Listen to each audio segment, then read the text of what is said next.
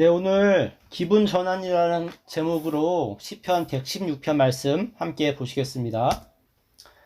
시편 116편 11절과 12절 말씀을 제가 봉독하겠습니다. 내가 놀라서 이르기를 모든 사람이 거짓말쟁이라 하였도다. 내게 주신 모든 은혜를 내가 여호와께 무엇으로 보답할까? 지금 여기 계신 분들은 집을 떠나 타지에서 살면서 외로움이나 그리움 같은 감정과 이렇게 같이 지내시고, 때로는 무기력함이나 또 우울증과 같은 이런 것들과 이렇게 싸우면서 살고 있습니다. 그러니까 이런 부정적인 감정이 우리에게 올 때마다 우리는 기분 전환을 위해서 여러 가지 노력을 합니다. 운동을 하기도 하고, 바람을 쐬러 나가기도 하고, 요리나 독서, 영화 감상, 음악 듣기, 다양한 것을 하죠. 그렇다면 성경에서는 우리가 기분을 전환하기 위해서 어떤 방법을 소개하고 있을까요? 오늘 읽으신 말씀은 참 우리로서는 이해하기가 어려운 그런 부분이 있습니다.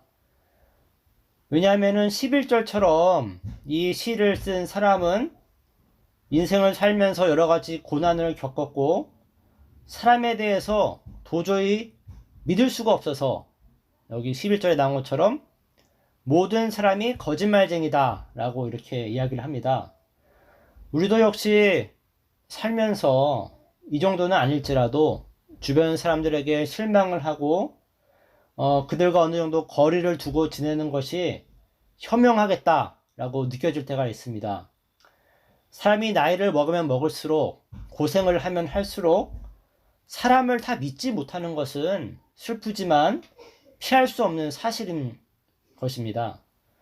근데 이렇게 마음이 상했던 사람이 갑자기 12절에 보시면 내게 주신 모든 은혜를 내가 여호와께 무엇으로 보답할까 라고 하면서 완전히 다른 사람으로 변해 있습니다.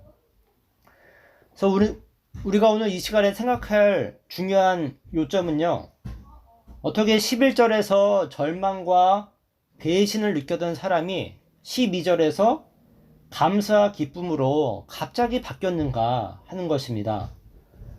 근데 여기에 아무런 설명이 있지 않기 때문에 우리를 더욱 궁금하게 만듭니다. 더욱 놀라운 것은 시편을 읽어보시면 시편 여러 군데에서 갑자기 슬펐던 감정이 기쁨으로 바뀌는 것, 어둠에 있던 사람이 갑자기 빛으로 나온 것 같은 이런 기분 전환을 많이 발견을 합니다. 근데 여기도 역시 시편에는 아무런 설명이 없거든요. 그래서 도대체 이게 어떻게 된 일인가 하는 것을 우리가 좀 생각했으면 좋겠습니다.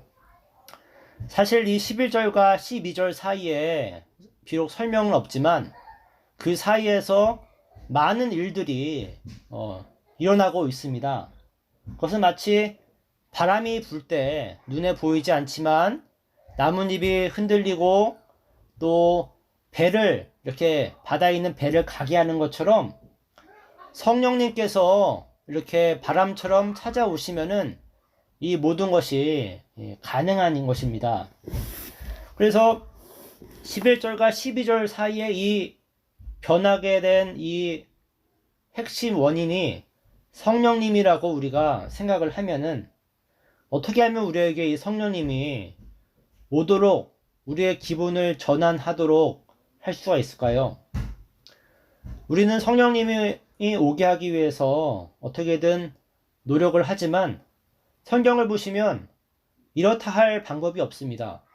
성령님께서 알아서 오는 거지 우리가 성령님을 조종할 수가 없다는 것을 발견하거든요.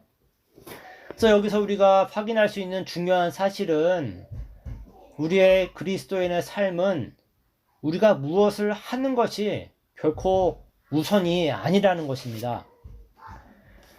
그러니까 우리가 어떠한 프로그램에 참여하거나 우리가 무슨 기술을 익히는 것이 아니라 성령님이 우리를 찾아오시고 성령님의 인도함을 받도록 이 모든 것이 수동적이라는 것을 일단 받아들이는 것입니다.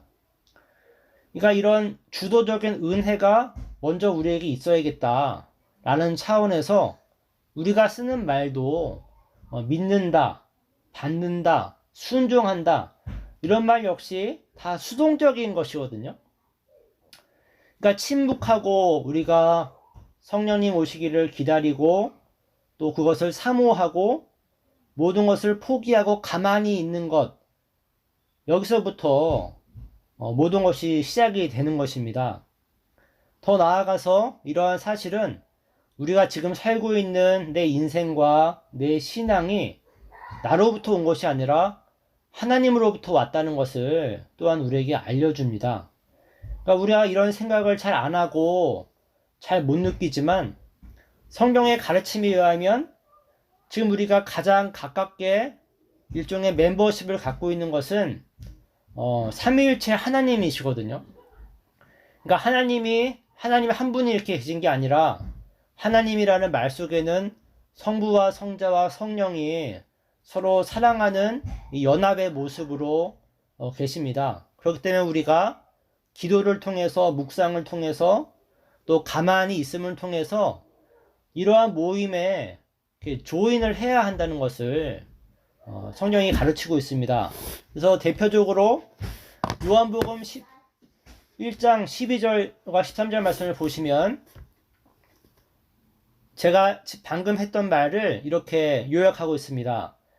영접하는 자 곧 그 이름을 믿는 자들에게는 하나님의 자녀가 되는 권세를 주셨으니 이는 혈통으로나 육종으로나 사람의 뜻으로 나지 아니하고 오직 하나님께로부터 난 자들이니라.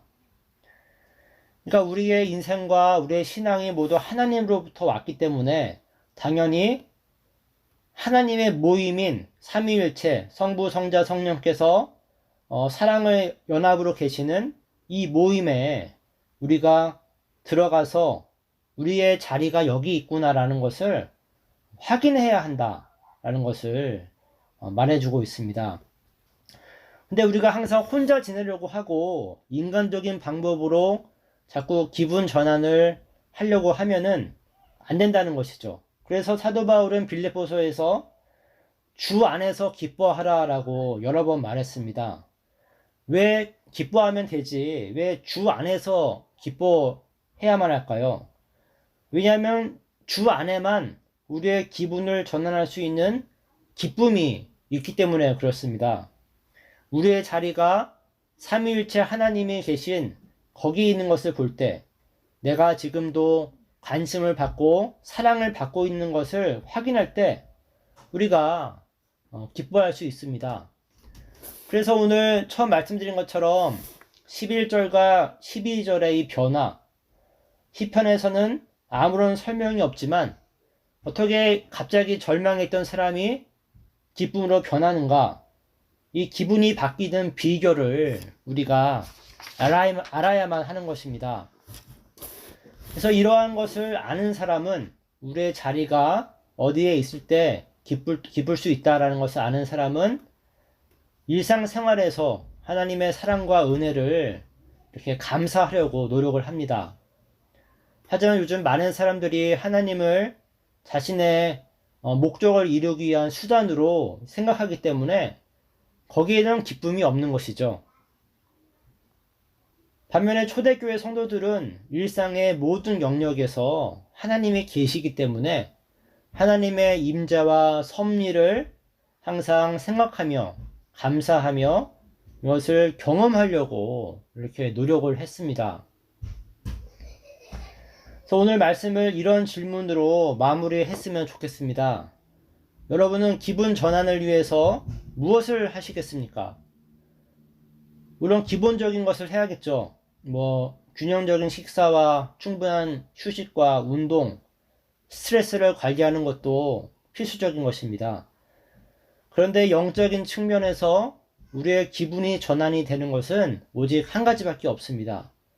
이것은 신앙의 선배들이 기분 전환을 위해서 어떻게 했는지를 확인하면은 보다 분명해지는데요.